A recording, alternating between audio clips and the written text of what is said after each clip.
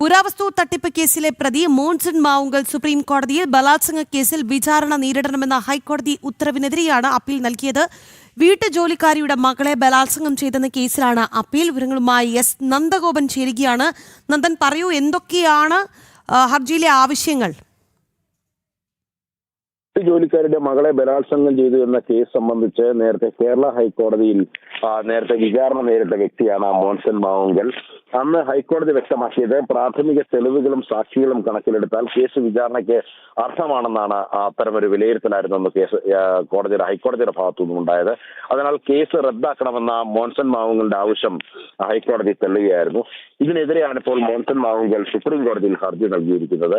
മതിയായ തെളിവുകളില്ലാതെ വിചാരണയ്ക്ക് വിടുന്നത് അന്യായമാണെന്നാണ് ഇതിൽ ചൂണ്ടിക്കാണിക്കുന്നത്. മാത്രമല്ല ഹൈക്കോടതി ഉത്തരവ് സ്റ്റേ ചെയ്യണമെന്നും ഇതിൽ പ്രധാനമായും ആവശ്യപ്പെടുന്നു. ഈ വിഷയത്തിൽ ഇനിയിപ്പോൾ സുപ്രീം കോടതി എടുക്കുന്ന തീരുമാനം നിർണായകമാകും. സ്റ്റേ അല്ലെങ്കിൽ സ്റ്റേ അല്ലാത്ത പക്ഷം വീണ്ടും വിചാരണ നേരിടാൻ തന്നെ ആയിരിക്കണം ഈ സുപ്രീം കോടതി വ്യക്തമാക്കുന്നത്. നേരത്തെ ഈ പുരാവസ്തു തട്ടിപ്പ്, സാമ്പത്തിക തട്ടിപ്പ് കേസുകളിൽ അങ്ങനെ നിരവധി കേസുകളിൽ പ്രതിയാണ് ഈ മോൺസൺ മാവുങ്കൽ.